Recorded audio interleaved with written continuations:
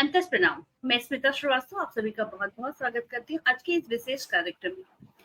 आज से ठीक 253 वर्ष पूर्व आज ही के दिन यानी कि 22 मई को एक ऐसे व्यक्तित्व का जन्म हुआ था जिनकी वजह से आज हम लोग बहुत सारा परिवर्तन ऐसा महसूस करते हैं जिसकी आवश्यकता थी उस समय में। भारतीय पुनर्जागरण के जनक कहे जाने वाले राजा राम मोहन राय जी का आज जन्म तिथि है। उनके बारे में बहुत सारी बातें हम लोग पहले भी यहाँ पटल पे कर चुके हैं और बहुत सारे लोगों ने पढ़ा है, जाना है। बावजूद उसकी बहुत सारी बातें रह जाती हैं जिसको जानने योग्य है, क्योंकि कुछ हीरो, कुछ ऐसे व्यक्तित्व होते हैं जिनके बारे में अगर हमने नहीं जाना तो ना तो हम सच्चे देशभक्त कहलाएंगे और मानवता की दृष्टि में भी कहीं ना कहीं अपने ऊपर एक प्रश्न चिन्ह होगा। तो चलिए आज बृहद रूप से जानते हैं उनकी पुण्यतिथि पे राजा राम मोहन राय जी के विषय में। और इस सारे विषय को बताने के लिए हमारे पास वो जानकारी देने के लिए एक ऐसी इंसाइक्लोपीडिया है हमारे साथ लंबे समय से, जिनका साथ हमें मिला हुआ है और जिनके झोली में, जिनके पास मुझे लगता है कि बड़ी से बड़ी लाइब्रेरी को एक में अगर समेट दे, जैसे सिम कार्ड होता है ना, जैसे एक छोटे से चिप में बहुत सारी जानकारी होती है, ऐसे ही एक ऐसे मानव है, जीते जागते मानव है और हमारा सौभाग्य है कि वो हमसे जुड़े हुए हैं, उनका सानिध्य हमें प्राप्त हो रहा है। ऐसे हैं डॉक्टर रमेश चंद्र कृष्ण जी, जिनके सानिध्य से, जिनके साथ होने से ही लगता है कि हम भी थोड़े से ऊपर उठ रहे हैं। तो कुछ लोगों का साथ ही बहुत बहुत बड़ी बात होती है। तो बहुत ही आदर के साथ हम उनका स्वागत करते हैं आज और फिर इस विषय को शुरू करेंगे। जय श्री कृष्ण गुरु जी, सादर जय प्रणाम। जय जय। स्मिता जी ने पुण्यतिथि कह दिया, जन्म तिथि है। जन्म तिथि बोला है मैंने जी। जन्म हाँ तिथि बोला मैंने जी, जी जन्म तिथि बोला है मैंने।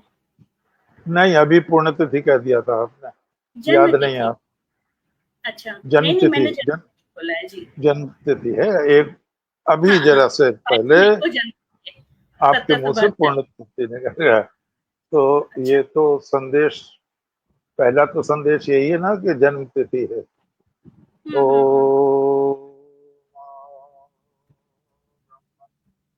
ब्राह्मणो ब्रह्मवर्चसी जायतां राष्ट्रे राजन्यः शूरशव्यो अतिव्याधि महारथो जायताम्।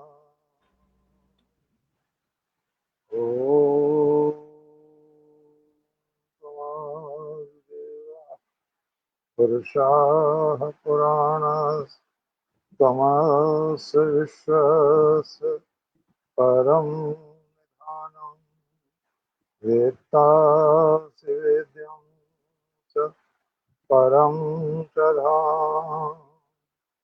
तया ततं विश्वम् अनन्तरूपं शान्तिः शान्तिः शान्तिः। स्नेहमयी बहन विस्मता, आदरणीय मातृशक्ति, धर्म प्रेमी महानुभाव, प्यारे बच्चों, जैसा अभी बताया, बहुत बड़े महापुरुष का जन्मदिन है। राम मोहन राय नाम है और राजा उपाधि है। राजा नहीं है कहीं के, राजा उपाधि है। बहादुर शाह जफर जो अंतिम मुगल सम्राट है, उसने अपने कार्य से भेजा था उनको इंग्लैंड, तो राजा की उपाधि दी थी। तब से उनके आगे राजा लगता है। राजा राम मोहन राय कई अर्थों में विश्व पुरुष हैं। वो पहले महापुरुष हैं जिन्हें ये श्रेय जाता है, जिन्होंने पूर्व और पश्चिम के बीच पुल का काम किया। हमारे लोगों की ये धारणा हो गई थी कई शताब्दियों से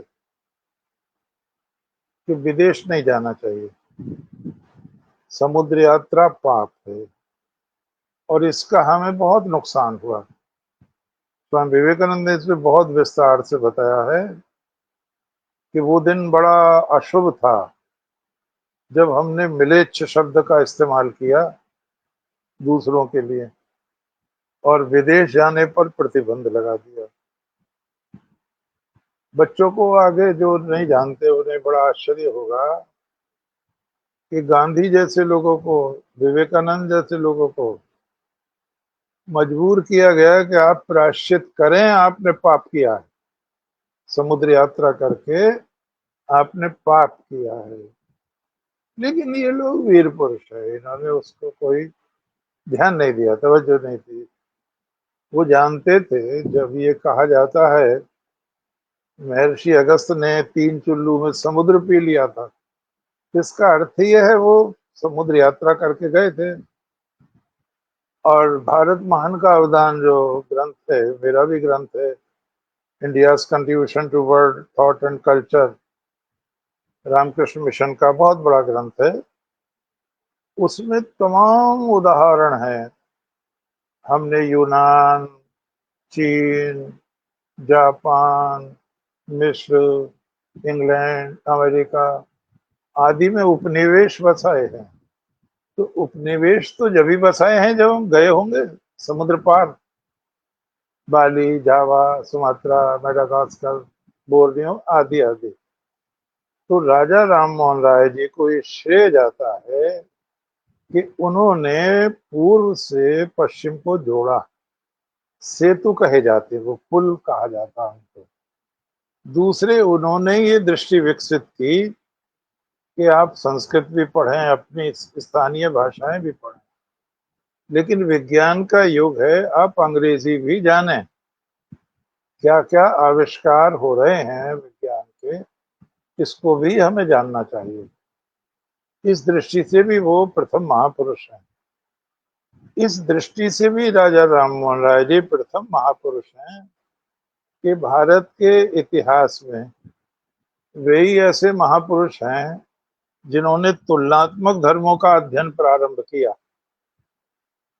अपने समय में उन्होंने हिंदू धर्म, बौद्ध धर्म, ईसाई धर्म, इस्लाम धर्म आदि की बहुत गहराई से उन्होंने स्टडी की, अध्ययन किया। और वो चाहते थे कि सभी धर्मों से अच्छी बातें ली जाएं और विश्व धर्म का रास्ता बनाया जाए। इस दृष्टि से भी राजा राम मोहन राय जी पूजनीय है, बहुत महापुरुष। एक जो उनका नाम है बहुत ज्यादा, एक तो उन्होंने ईसाई दर्शन को मानव कल्याण के लिए प्रयुक्त किया है, उस पर बहुत मुग्ध हुई है पब्लिक, बहुत ट्रक छपे हैं, बहुत सम्मान मिला है उसको। दूसरे, उन्होंने हिंदू धर्म के बहुत से जंजाल से बचाया समाज को और उपनिषदों की ओर आकर्षित किया। जो असली ज्ञान है हमारा उपनिषद है। यहाँ एक बात ये भी जानने की है कि वो इतने ज्यादा प्रभावशाली व्यक्ति थे कि जब वो 1830 में इंग्लैंड गए, 1829 4 दिसंबर को ये पास हो गया था सती प्रथा कानून, सती होना अपराध है। उनका यश दिग्दिगंत में पहुंच गया था। उनके दर्शन को उमड़ पड़े लोग तमाम।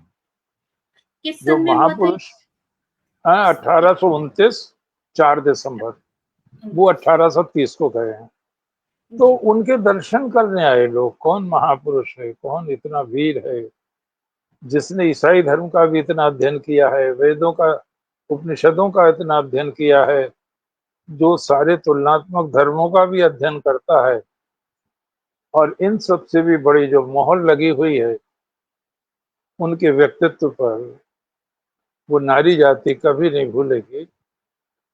सती प्रथा, यानी मरे हुए व्यक्ति के साथ जीवित स्त्री जलाई जाती थी, बड़ा घोर पाप 3000 वर्ष से चला आ रहा था।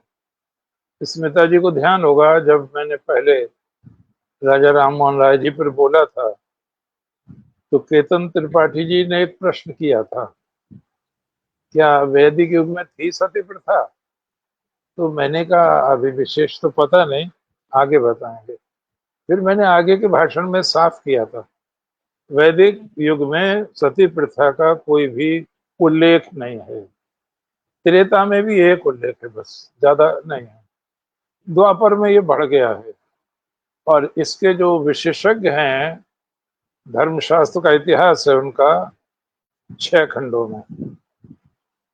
पांडुरंग वामन कांडे, भारत रत्न की उपाधि है उनको। तो जहां उन्होंने सती प्रथा का लिया है, तो उन्होंने ये दिखाया है, बहुत अध्ययन किया है, बहुत ग्रंथ दिए हैं, कि ये और देशों में भी थी, भारत में ही नहीं थी, ये और देशों में भी प्रथा थी। हाँ। और आश्चर्य तो ये है, मिस्र में जब राजा या रानी मरती या मरता था, तो जिंदा दास दफनाए जाते थे उसकी कब्र के साथ, जिंदा।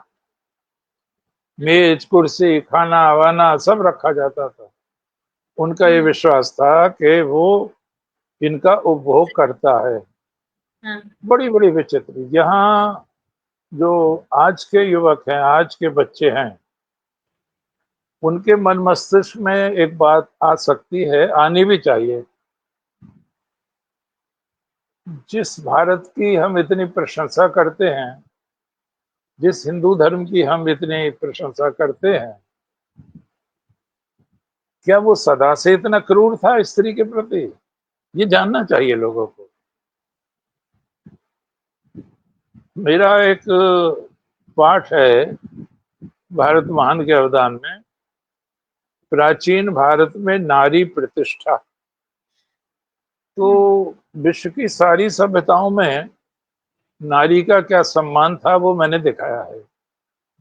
और फिर भारत से कंपेयर किया है, स्वामी विवेकानंद के भाषण से उसको समाप्त किया है। कहीं कहीं तो नारी के विषय में अजीब धारणाएं थी। सगे भाई बहन शादी कर लेते थे मिस्र में, हाँ, सगे कई भाई देशों बहन शादी कर लेते, हाँ, कई देशों में ये प्रचलन रहा है, कई रोम में भी देश। रहा है। और चाचा भतीजी से, मामा का भांजी से, साउथ इंडिया में भी जो रहा है ये। जो यौन शुचिता जो कहलाएगी, वो भारत से अधिक कहीं नहीं है, किसी भी देश में नहीं है। भारत में तो माँ की इतनी पीढ़ी, बाप की इतनी पीढ़ी, तब रिश्ता बनाया जाए, इतना अनुसंधान कहीं नहीं हुआ है। तो बच्चों को ये जानना चाहिए, आज बहुत संकट है, संस्कृति पर बहुत संकट है, धर्म पर बहुत संकट है। अभी तमाम उल जलूल बातें करते हैं मनुस्मृति के पीछे। मनु के पैटर्न पर ही सारे कानून बने हैं, सारे संसार के। लोगों का अध्ययन नहीं है उसका। और हम मनु से ही तो मनुष्य कहलाते हैं, मनु से ही मानव कहलाते हैं। फिर तुम अपना नाम भी बदल दो अगर मनु से इतना घृणा करते हो।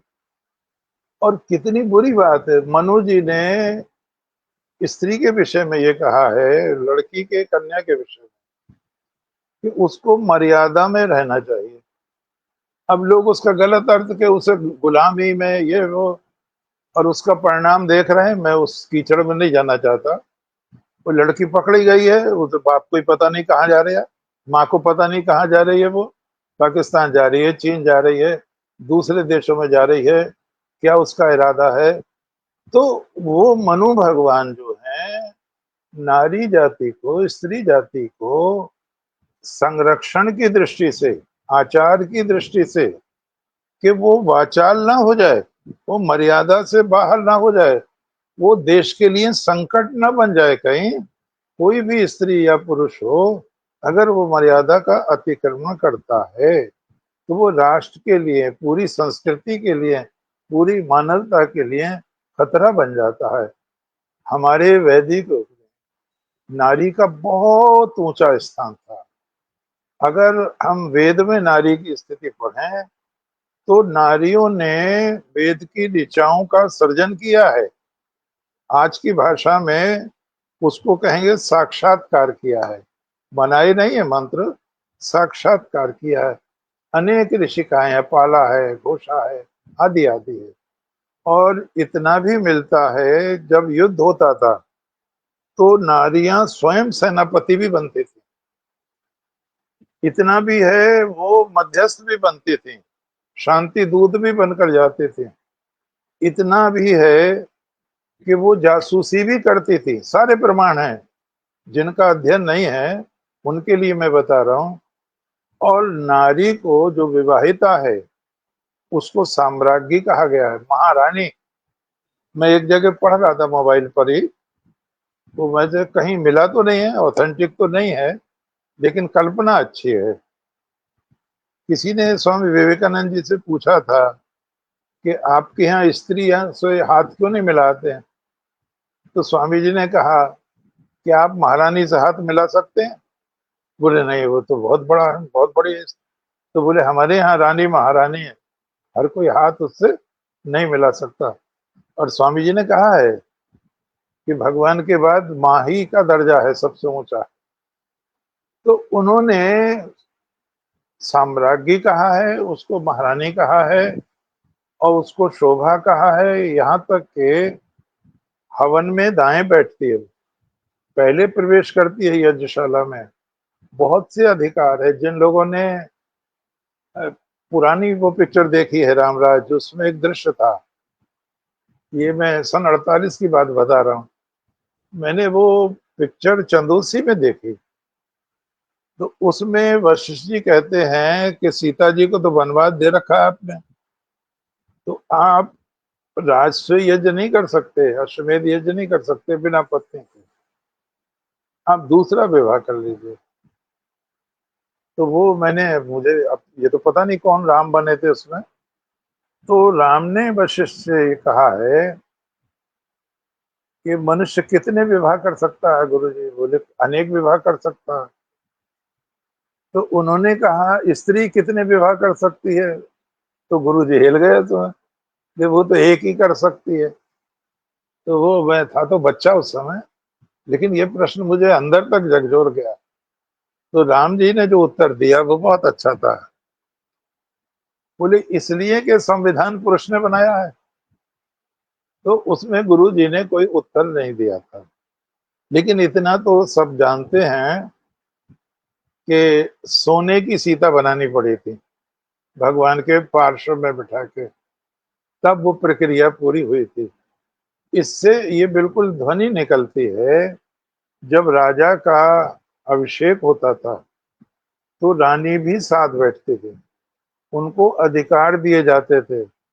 और उसको धर्मदेय कहते हैं, जिसको आप मानदेय कहते हैं।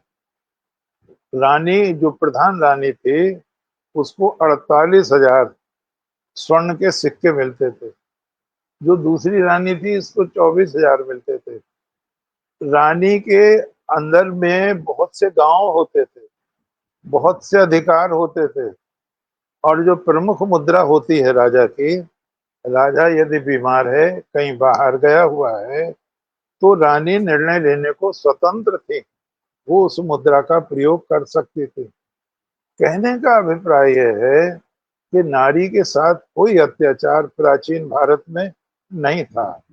यहाँ तक के विपक्षला की टांग कट गई है, वो पति के साथ युद्ध में गई है, तो अश्विनी कुमारों ने लोहे की टांग लगाई है उनके। तो स्त्री बढ़ चढ़कर, और ये तो सभी जानते हैं कि दशरथ जी के साथ कैकेयी गई थी, और वो पहिए की कील निकल गई थी। पहिया निकलने वाला था तो कहते हैं उन्होंने अपनी उंगली लगा दी थी। इसीलिए उन्होंने दो वरदान की बात कही थी कि तुमने जीवन बचाया है, दो वरदान कभी मांग लेना। तो हमारे बच्चे ये न समझें कि स्त्री के साथ शुरू से ही ये सब होता था। ये जो सती प्रथा है बहुत बाद में चली है, और इसका एक विशेष कारण है, ये सब में नहीं थी, विशेष रूप से राजाओं में थी। क्योंकि आप अगर राजाओं का इतिहास पढ़ें तो रानियों के साथ बुरा व्यवहार होता था, बहुत गंदा व्यवहार होता था। यहाँ तक कि उन्हें नाचने गाने को, दासी कर्म के लिए भी विवश किया जाता था। तो रानी स्वेच्छा से ही चाहती थी कि उस अपावन जीवन से छुटकारा मिल जाए। तो ये क्षत्रियों में थी प्रथा, और क्षत्रियों में बहुत बड़े राजाओं में। आम सामान्य लोगों से इसका कोई भी मतलब नहीं था। ब्राह्मणों में कहते हैं पांडुरंग वामन कान्हे जी, ये बहुत बाद में आई।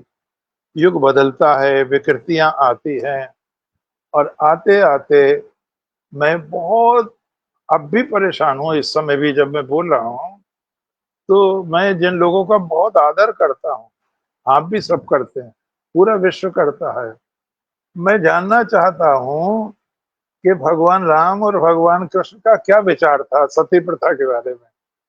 क्योंकि भगवान कृष्ण की मां सती हुई हैं वसुदेव जी के साथ, भगवान श्री कृष्ण के बाद उनकी कुछ पत्नियां सती हुई हैं, कुछ वन में चली गई हैं तप करने, कुछ सती हुई है। तो मैं बहुत दिन से ये सोच रहा हूँ, खोजूंगा अब उसको, क्या भगवान कृष्ण ने कहीं इस पर विचार किया है कि स्त्री को जलना चाहिए पति के साथ या नहीं? क्या भगवान राम ने इस पर विचार किया है? हमारे जो स्मृतिकार हैं उन्होंने बहुत बाद में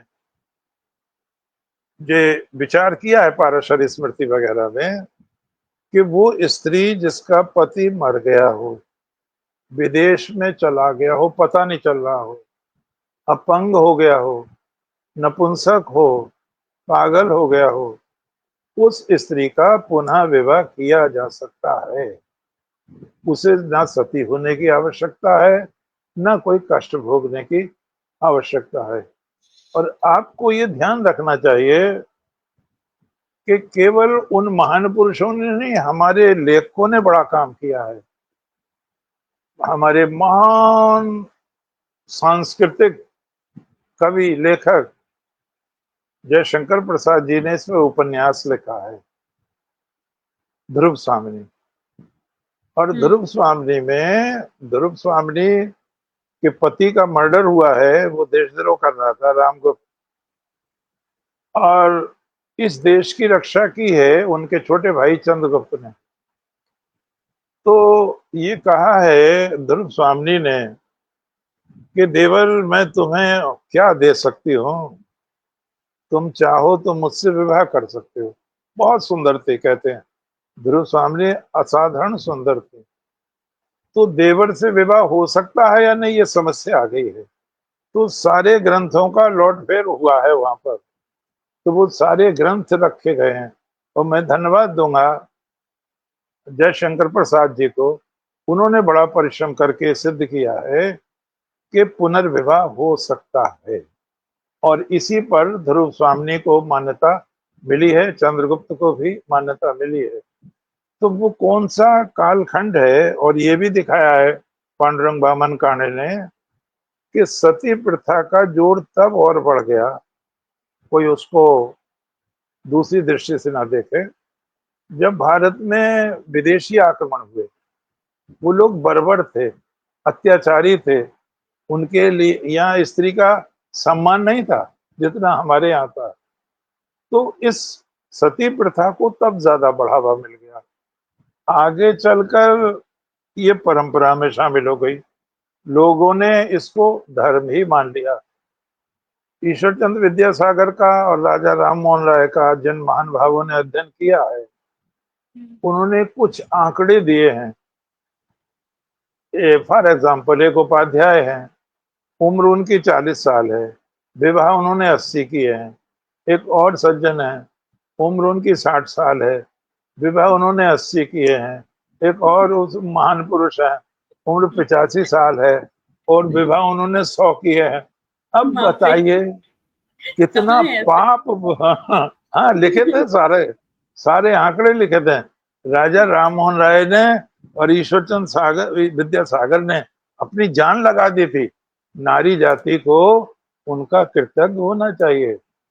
एक सम्मेलन हो रहा था कांठ में सन 76 में, आर्य समाज का था, तो उसमें अध्यापक बहुत आए हुए थे। तो उसमें ये बताया जा रहा था कि नारी जाति का उद्धार दयानंद जी ने किया और किसी ने नहीं किया। तो एक अच्छा। अध्यापक थे, राम सिंह राजपूत नाम था उनका, हम्म। एग्रीकल्चर के आदमी थे, लेकिन थोड़ा अच्छा चिंतन कर लेते थे।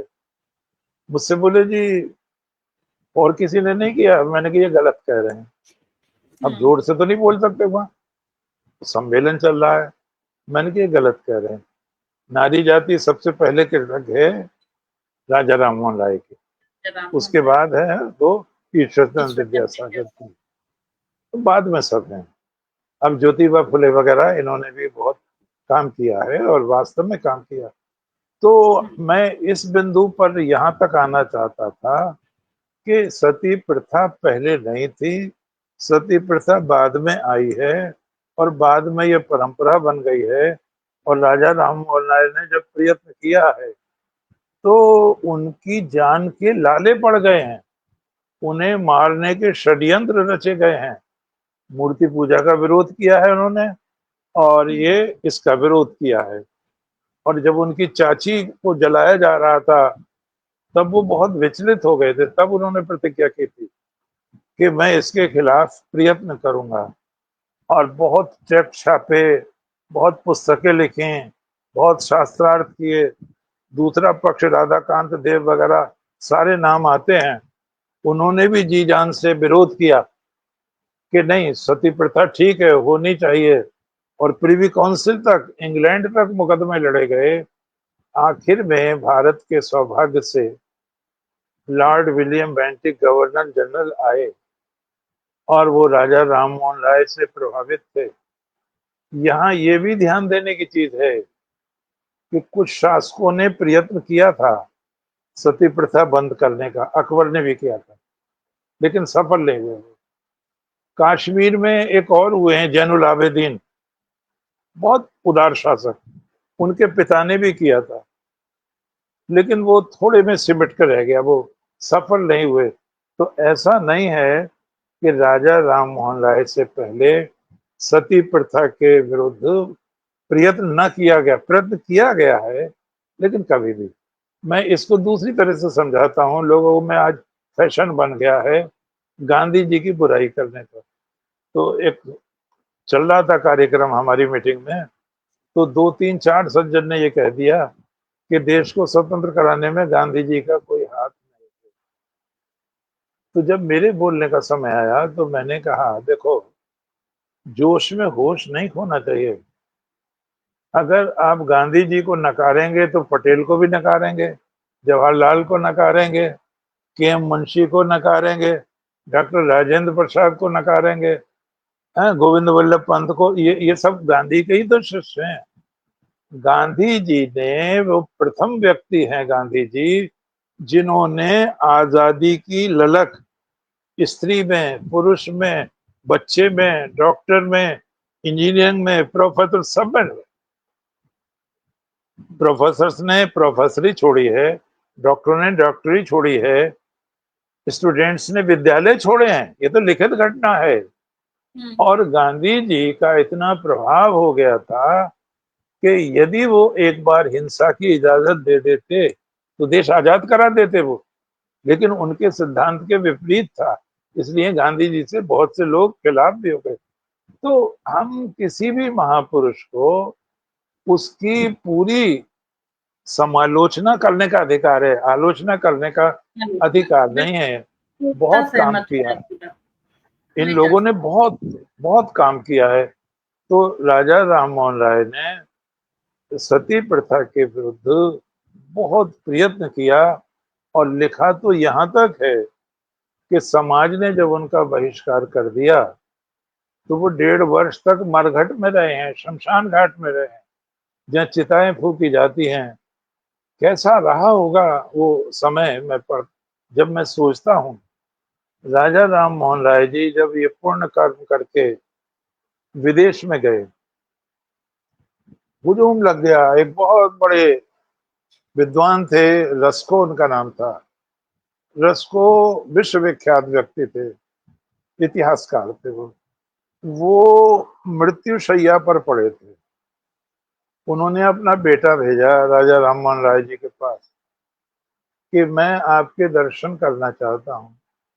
तो राजा राम मोहन राय जी घर गए उनके, भारतीय पद्धति से नमस्ते की राजा राम मोहन राय ने, और ये कहा, मैं परमात्मा को धन्यवाद देता हूँ कि वो महापुरुष जिसका यश केवल यूरोप में नहीं पूरे विश्व में विख्यात हो रहा है, मैं उनके दर्शन कर रहा हूँ।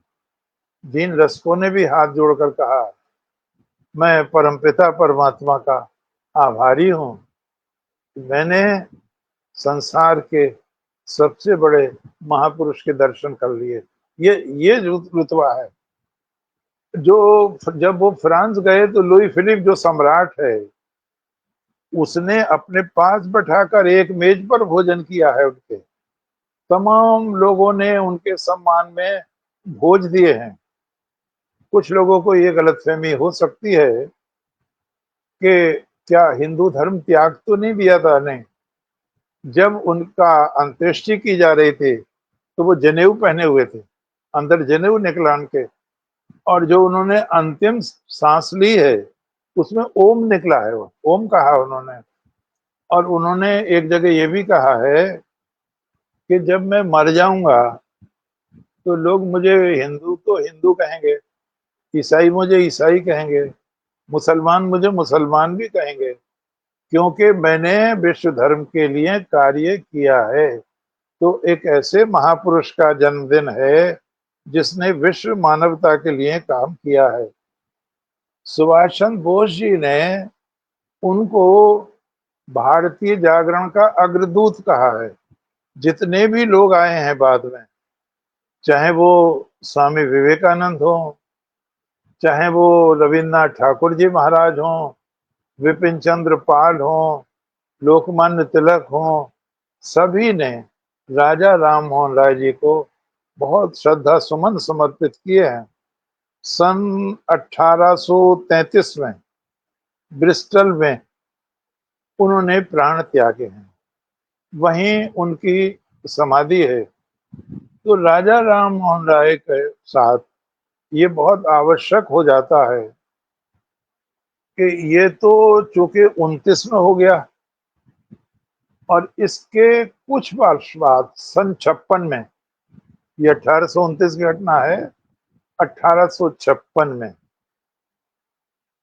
ईश्वर चंद्र विद्यासागर ने अथक प्रयत्न करके विधवा विवाह कानून सम्मत सिद्ध कराने के लिए बहुत बड़ा कार्य किया। और उन्होंने अपने भाई को लिखा कि मैं जो संसार में आया और मैंने जो बहुत बड़ा कार्य किया, मैं समझता हूँ मैंने नारी जाति के सम्मान में जो कार्य किया है यही मुझे अमर रखेगा। और ईश्वर चंद्र विद्यासागर भी इतने महान थे, जब अकाल पड़ गया तो उन्होंने रसोई का इंतजाम किया।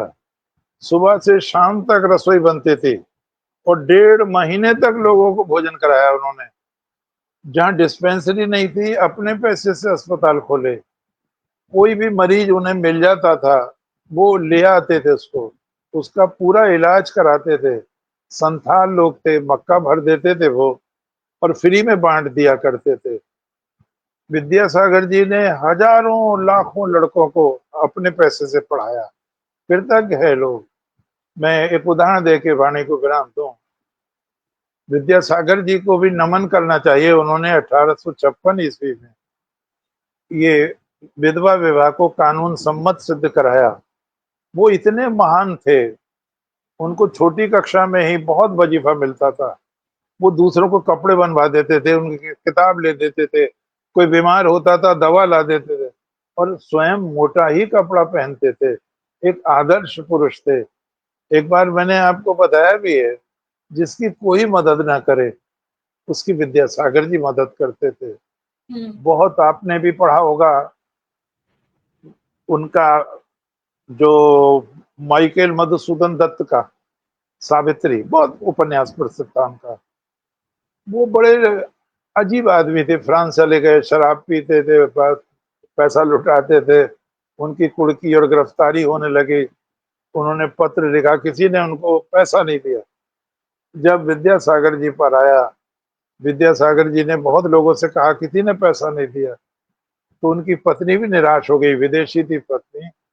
लेकिन उन्होंने कहा, नहीं, अब मैं जिसे चिट्ठी लिख रहा हूँ उनमें एक माँ का दिल है, वो सच्चे भारतीय हैं। और वहां आता है ईश्वर चंद्र विद्यासागर जी ने 1800 रुपए किसी से उधार लेकर उनको भिजवाए, तब उनकी गिरफ्तारी बची वहां पर। और इसी में एक बार मैंने और उदाहरण दिया, ये चीजें याद रखने की है, दिल पर रखने की है।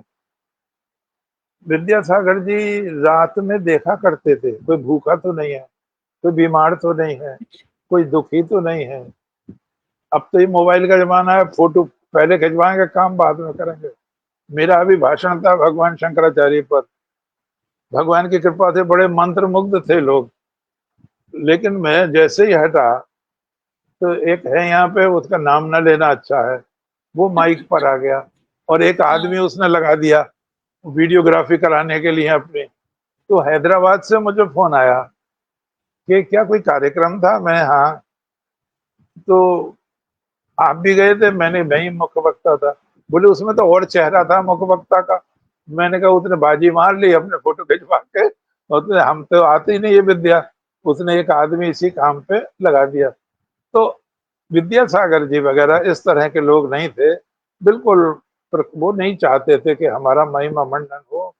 रात थी, भयंकर रात थी, ठंड थी, और कुछ वेश्याएं खड़ी थी। वो गए, जो भी उनके पास रुपए थे, लो माता ये रुपए लो, बहुत सर्दी है, कोई ग्राहक नहीं आएगा। जब मैं ऐसी चीजों को पढ़ता हूँ तो मुझे लगता है कि धरती पर देवता थे ये लोग। स्वामी विवेकानंद कहा करते थे, मैं अपने गुरु के बाद जो सबसे ज्यादा सम्मान करता हूँ वो विद्यासागर जी का करता हूँ। एक उदाहरण देके मैं वाणी को विराम दूं, जाना भी है स्मिता जी को कहीं। नहीं नहीं, अभी तो समय उसमें, है काफी का। अच्छा, तो उसमें ऐसा हुआ, विद्यासागर जी, जिससे कोई भी सहारा नहीं, उसे विद्यासागर जी सहारा देते थे। वर्धमान में इंस्पेक्शन करने गए, वो इंस्पेक्टर ऑफ स्कूल थे, लेकिन आपको ये जानना चाहिए वो धोती ही पहनते थे और खड़ाऊ पहनते थे, वो ये नहीं पहनते थे अंग्रेजी वेशभूषा। तो एक माँ ने ये कहा अपने बेटे से कि विद्यासागर जी आ रहे हैं आज। बोले हाँ माँ। अरे तू बताइए, मैं दर्शन करूंगी, बड़ा नाम है उनका। बेटे ने कहा ठीक है सर। अब वो विद्यासागर जी आए, आके आगे भी चले गए, अंधेरा हो गया। जब लड़का लौट कर आया तो माँ बोली आए ना बेटा विद्यासागर। अरे माँ मैं भूल गया, विद्यासागर जी तो आए। तो माँ समझ रही थी कोई सूट बूट में होगा और बड़ा उसका ताम झाम होगा। तो वो बोले बेटे आए थे, हाँ कैसे थे। बोले माँ खड़ाऊ पहन रहे थे, धोती पहन रहे थे, वही धोती ऊपर ओढ़ रखी थी उन्होंने। वो विद्यासागर थे। बोले हाँ। तो विद्यासागर जी के जहाँ चरण पड़ते थे, लोग उस धूल को मस्तक से लगाते थे। एक बच्चा बहुत अच्छी सर्विस पर आ गया, वो पूरा 1 साल की तनख्वाह लेके गया, लिफाफे में बंद करके, और मिठाई का डिब्बा। विद्यासागर जी ने कहा क्या तुम्हें नौकरी मिल गई है? अच्छा अच्छा। तो उन्होंने मिठाई तो बांट दी वहीं सबको, उसको एक दूसरा लिफाफा दिया, इसको खोलना नहीं है, घर खोलना। वो जब आया तो उसमें वो तो सारे रुपए थे जो ले गया था, आने जाने का किराया और रखा था। विद्यासागर जी ने लिखा कि परमात्मा की कृपा है, मुझे पैसे की कोई आवश्यकता नहीं है। अगर तुम्हारे मन में ये बोध हो कि तुम मेरे पैसे से पढ़े हो, तो तुम अपने जैसा एक विद्यार्थी अपने पैसे से पढ़ा दो, ये मुझे आ जाएगा। तो हम उन लोगों को जो इतने महान पुरुष हुए हैं, मैं कभी कभी समझता हूँ कि अब आने वाली जो नस्ल है वो ध्यान ही नहीं देती इनकी तरफ। वो ना समझना चाहती है, ना पढ़ना चाहती है, और मोबाइल पे बहुत सी बेवकूफ़ी की बातें आ जाती हैं। लोग इसे कहीं प्रमाण ना मानने लगे आगे। मैं उसमें देख रहा था कि कृष्ण जी ने कर्ण को अपनी हथेली पर जलाया, उसकी चिता। अब बताओ कहाँ लिखा है, ये बेवकूफ़ी की बात करते हैं। अरे आजकल जो है ना रील का जमाना है, तो बस कुछ भी बिना परोस देते बिना मतलब की बात उड़ा देते हैं, जिसका कोई सिर पैर नहीं है। उसमें राजा राम मोहन राय जी के विषय में एक और बात है कि उसमें आंकड़े दिए गए हैं किताब में, किस सन में कितनी स्त्रियां जली। तो एक मैं अच्छा। पढ़ रहा था, कुछ ही वर्षों में 300 स्त्रियां जली एक जगह। अच्छा। और ताज्जुब ये है कि लोग तैयार नहीं थे सती प्रथा बंद कराने के लिए। डॉक्टर रमेश चंद्र मजूमदार ने 11 खंडों में भारत का इतिहास लिखा, बहुत बड़े विद्वान हुए हैं, और उन्होंने बहुत विस्तार से राजा राममोहन राय, ईश्वर चंद्र विद्यासागर, बंकिम चंद्र चट्टोपाध्याय, मुझे बंकिम जी के उससे भी ध्यान आ गया, उन्हीं के मंत्र से हम आजाद हुए हैं। 26 जनवरी को उनकी जन्म तिथि है, 26 जून को। तो 26। जून, अगर स्मिता जी की मेहरबानी हुई तो वंदे मातरम, क्यों आनंद शर्मिंदा मठ करते हैं आप उपन्यास मुझे? तो उसमें पढ़ेंगे। तो मैं आज सोचता हूँ, अभी तो बहुत टाइम है। आपने मैंने आपने जो मैंने तो बोला आपको। आपने जो शुरू में, वो तो मैं भयभीत हो गया। मैं, हाँ, एक एक चीज एक चीज मैं और आपसे लेता हूँ, जब वो जो राजा राम मोहन राय जी थे उनके विषय में जानने की है। राजा राम मोहन राय जी के माता पिता तो कट्टर ब्राह्मण थे, उन्हें कोई भी किसी प्रकार का परिवर्तन मान्य नहीं था। जब इन्होंने मूर्ति पूजा का विरोध किया तो लोग गाली देने लगे, बाद में वो बदतमीजी पर उतर आए लोग, घर में सड़े अंडे फेंकते थे, सब्जियां फेंकते थे, विष्ठा भी फेंकने लगे थे। तो राजा राम मोहन राय ने के पिता ने उनको घर से निकाल दिया, या तो तुम मूर्ति पूजा का विरोध छोड़ दो या तुम हमारा घर छोड़ दो। घर छोड़ दिया, और थोड़ी उम्र में ही कहते हैं वो तिब्बत चले गए। तिब्बत में उनकी जान के लाले पड़ गए, वहां की स्त्रियों ने उनकी रक्षा की, और ये आता है उनके जीवन चरित्र में। तभी से वो नारी जाति के प्रति बहुत सम्मान की भावना रखने लगे, उनका जीवन संकट में पड़ जाता। और ये भी ध्यान रखने की चीज है कि हम भी पढ़ते हैं, आप भी पढ़ते हैं, राजा राम मोहन राय कई भाषाओं के विद्वान थे, 10 भाषाओं के विद्वान थे। कुरान उन्होंने अरबी में पढ़ी थी, कुरान तो पढ़ लेते हैं लोग, ट्रांसलेशन पढ़ लेते हैं, अरबी में पढ़ी थी। अरबी का अध्ययन किया उन्होंने पटना में, फारसी का अध्ययन किया। अंग्रेजी राजा राम मोहन राय जी ने बहुत बाद में शुरू की, लेकिन जब वो इंग्लैंड और वो फ्रांस वगैरह गए तो लोगों ने कहा वो तो हमसे अच्छी अंग्रेजी बोलते हैं, इतना उनका अंग्रेजी पर भी प्रभाव था।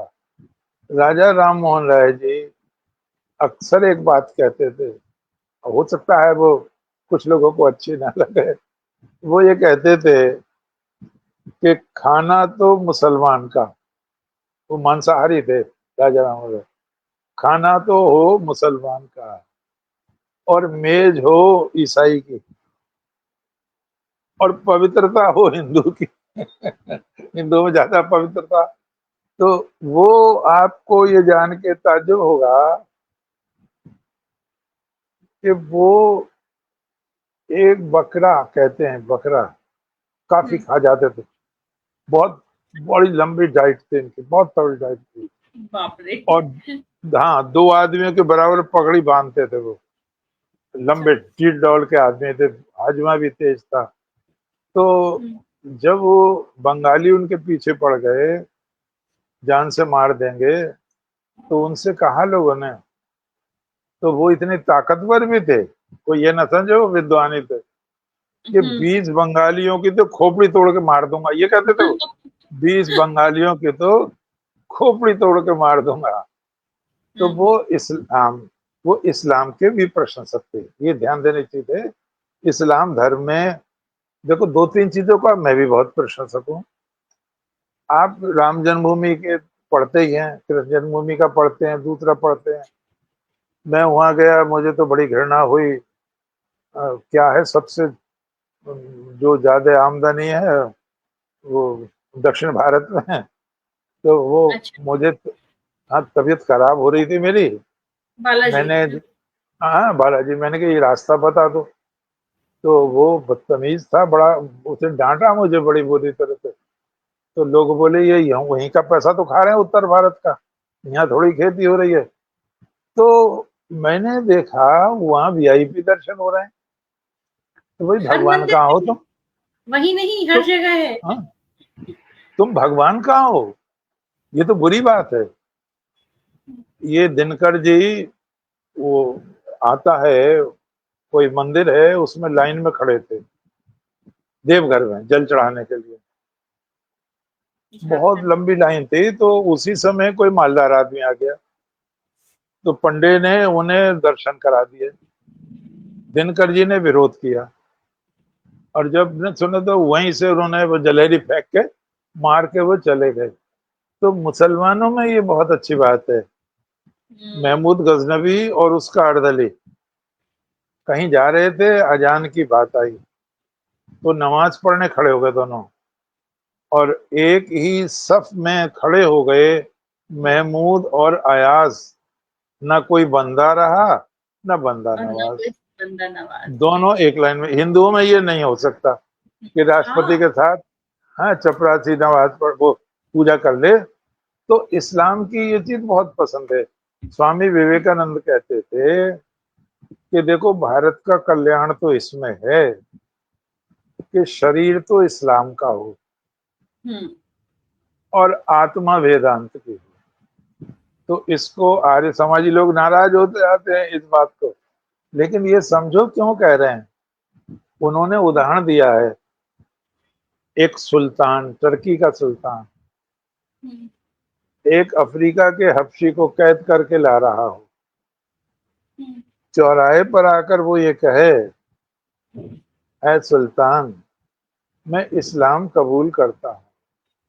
तो विवेकानंद जी कहते तत्क्षण उसे ये भी अधिकार प्राप्त हो जाता है कि वो हम्म। अपनी योग्यता प्रमाणित करे और सुल्तान की लड़की का हाथ थाम ले। ये हिंदुओं में संभव नहीं है। तो जो विवेकानंद जी तारीफ करते हैं इस्लाम की, या राजा राम मोहन राय जी तारीफ करते हैं, वो इस अर्थ में करते हैं। और जो आलोचना करते हैं वो भी जान लें आप। 1910 में मिस्र में एक मुसलमान ने पारसी जज को मार डाला, और वो सिद्ध हो गया, कानूनन सिद्ध हो, मारा है उसने। लेकिन जो अदालत का बड़ा जज था वो मुसलमान था। तो वो क्या निर्णय देता है, ये यदुनाथ सरकार ने लिखा है इसको, वो क्या अच्छा। निर्णय देता है, ये बात प्रमाणित हो गई है कि इस मुसलमान ने पारसी जज को मारा है। लेकिन इस्लाम धर्म के अनुयायी के लिए दूसरे धर्म को मारना कोई अपराध नहीं है। ये ओ। निर्णय है 1910 का। तो उन्होंने कहा हम्म। है यदुनाथ सरकार ने कि आज भी ये निर्णय है, तो कैसे न्याय मिल सकता है। तो और ये कहा है, सबने कहा है कि इस्लाम में जो भाईचारा है वो अपने ही लोगों तक है, इस्लाम वाले लोगों के लिए। दूसरे लोगों के लिए भाईचारे की गुंजाइश उसमें नहीं है। तो स्वामी जी और राजा राम मोहन राय चाहते हैं ये भाईचारा सार्वभौमिक हो जाए, सार्वजनिक हो जाए, सभी धर्मों के प्रति ये चीज हो जाए। राजा राम मोहन राय जी ने अपने पैसे से उपनिषदों की व्याख्याएं छपवाई, उनको वितरित कराया। उन्होंने अपने पैसे से ईसाई धर्म की बहुत अच्छी बातें, जो उपदेश थे, उनको बंटवाया। तो वो अपने जीते ही जी एक देवता के रूप में स्थापित हो गए थे। उन लोगों को ये जानना चाहिए, जो भी राष्ट्र के कर्णधार बनते हैं, और आज भी ये खाली है मैदान, इसको भरा नहीं जा रहा है। एक बहुत बड़े विद्वान ने लिखा है, एफ.टी. ब्रुक्स ने, the Gita is the future religion of the world. Bhagavad Gita विश्व का भावी धर्म है। अर्थात जो चीजें गीता में हैं, समन्वय, सब में समन्वय करो, सबके साथ समझौता करो। जो भी 10वां अध्याय गीता का पढ़ेगा तो भगवान ने सबको अपना स्वरूप बताकर शामिल किया है। यहाँ तक के शंकराचार्य जी ने भी जब भारत का राष्ट्रीयकरण किया है तो वो मूर्ति पूजा स्वयं नहीं करते थे, लेकिन मूर्ति पूजा का समर्थन करते थे। जहां मूर्ति नहीं थी, मूर्ति स्थापित कराई। क्यों? आप प्रश्न कर सकते, क्यों? केरल का आदमी क्या लेने आएगा बद्रीनाथ में जब मूर्ति नहीं होगी? पहाड़ थोड़ी देखना आएगा, बर्फ थोड़ी देखना आएगा। हाँ, और इधर का व्यक्ति बालाजी में क्या मूर्ति की वजह से जाएगा? तो उन्होंने हिंदू धर्म में 5 देवताओं को स्वीकृत किया। विष्णु भगवान, शिव शंकर भगवान, गणेश जी, दुर्गा और सूर्य। इससे उन्होंने साध लिया। ठीक इसी तरह स्वामी विवेकानंद जो ज्यादा पॉपुलर हुए, उन्होंने हिंदू धर्म को विस्तार दिया और ये कहा कि ईश्वर मंदिर में ही कैद नहीं है। ये जो हमारे मनुष्य के शरीर हैं, ये ईश्वर के मंदिर हैं। किसी भी मनुष्य की सेवा करना, उसको भोजन देना, उसकी चिकित्सा करना, ये परमात्मा की उपासना है। और लोकमान्य तिलक ने बहुत गजब की बात कही है। ऐसी अच्छी चीजें पढ़ेंगे तब पता चलेगा। लोकमान्य तिलक ने कहा है कि भगवान श्री कृष्ण ने कहा है गीता के 18वें अध्याय में 45वें और 46वें श्लोक में, क्या कहा है? बोले कहीं नहीं कहा, किसी भी धर्म ने नहीं कहा विश्व के, जो भगवान ने कहा। ये भी जानने की चीज है। उन्होंने कहा भगवान श्री कृष्ण ये कहते हैं भगवान की पूजा फूलों से ही नहीं होती, हवन से ही नहीं होती, धूप दीप नैवेद्य से ही नहीं होती। अपने शुभ कर्मों को ही पुष्प बना लो। स्वे स्वे कर्मण्य अभिरता संसिद्धिम लभते नरः। जिसने ये सृष्टि बनाई है, जो इसमें व्यापक रूप से रहता है, तो उसकी तुम अपने शुभ कर्मों से पूजा करो, तुम मुक्त हो जाओगे। तुम बिना साधना के मोक्ष मिल जाएगा। तो गीता में जो ये आश्वासन दिया गया है, बहुत बड़ा आश्वासन है। और सबसे बड़ी बात यह है, सभी धर्मों का सार है। सभी धर्मों का सार ये है कि परमात्मा की प्राप्ति के लिए हृदय को पवित्र होना पड़ेगा, वासना शून्य होना पड़ेगा। ईश्वर सम है, ये जानने की चीज है। ईश्वर सम है, निर्दोष है। अगर हम सदोष हैं तो हमें ईश्वर की प्राप्ति नहीं होगी। बहुत साफ कहा है ये भगवान यम ने नचिकेता से, नायम आत्मा प्रवचने लभ्यो। ये जो आत्म तत्व है प्रवचनों से प्राप्त नहीं होता, न मेधया, बहुत अधिक उधेड़ बुन से भी नहीं प्राप्त होता, न बहुना श्रुतेन, बहुत अधिक सुनने सुनाने से भी प्राप्त नहीं होता। नहीं तो ये सब कथावाचक ले जाते उसे लूट के, अपना घर भर रहे हैं करोड़ों करोड़ों। एक का नाम नहीं लूंगा, बड़ा नाम है उसका। तो बधाइयों से एक फोन आया कि वो हमने एक बार बुलाया था तो 500 रुपए लेता था। अब के उसे फोन करा तो बोले सेक्रेटरी से बात करो। सेक्रेटरी से बात करी, बोले बोले पहले 7 लाख रुपया जमा कराओ। हे प्रभु आनंद दाता, ऐसे धर्म के प्रति तो ये जो है, ये धर्म का काम नहीं करते हैं। ये एक ढोंग है। इसीलिए भगवान यम ने कहा है कि ना धोखे में मत आ जाना, धोखे में मत आ जाना। ये धार्मिक लोग नहीं है, ये व्यवसायिक लोग हैं, ये व्यापारी लोग हैं, ये करोड़पति लोग हैं। और इससे अच्छी बिजनेस क्या? कोई लगाना नहीं, आना ही आना है। लगाना कुछ भी नहीं, तुम्हें आना ही आना है तुम्हारे पास। और इसको भगवान शंकराचार्य ने भी कहा है। इसीलिए लोगों ने विरोध किया है मूर्ति पूजा का। भगवान शंकराचार्य ने क्या कहा देखो, उन्होंने कहा है वाग वैखरी शब्द झरी शास्त्र व्याख्यान कौशलम वैदुष्यम विदुषाम तद्वत भुक्तये न तो मुक्तये। वाणी का विस्तार कर देना, ओहो भाई वाह, ये तो किसी ने बताया ही नहीं था, आज इतना अर्थ है उसका हो गया। जो अर्थ तुलसी के दिमाग में ना था वो पहले पड़े बिना मतलब। तो वाग वह खरी, शब्द झड़ी, शब्दों की झड़ी लगाना, अलंकार पर अलंकार, अलंकार पर अलंकार, शब्दों की झड़ी लगाना।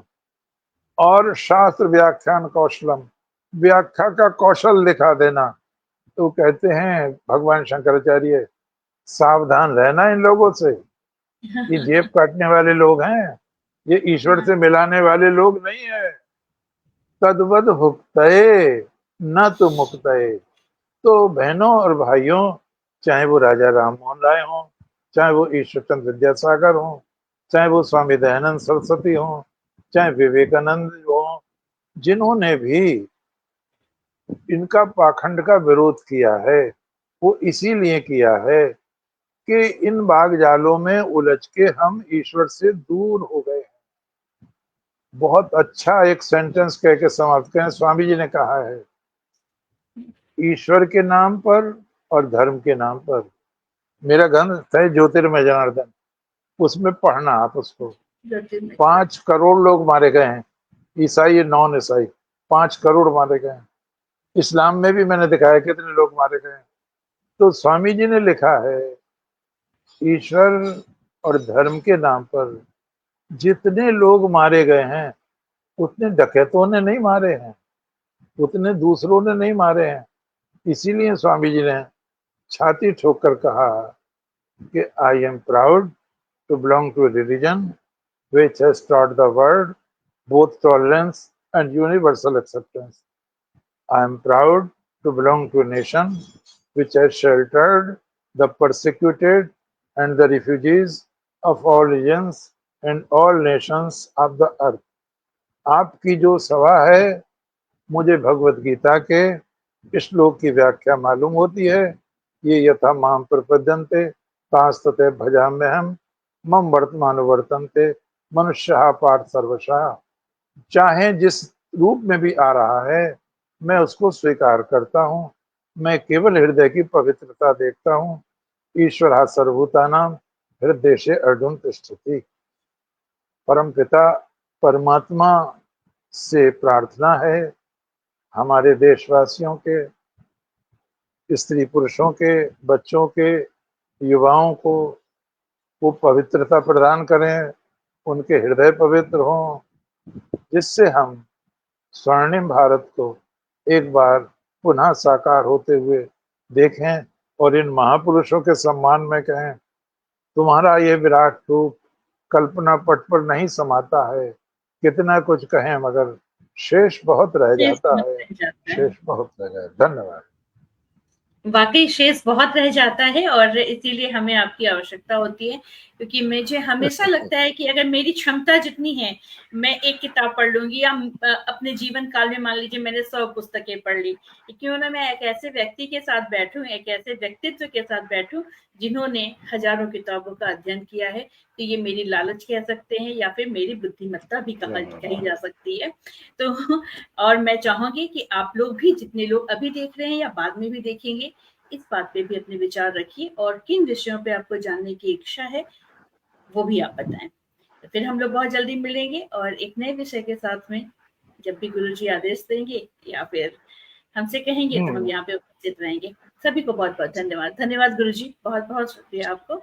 और 26 जून पड़ेगा मेरा, बंकिम चंद्र जी का 26 जून। अच्छा, जय हो। सभी को अंतस प्रणाम।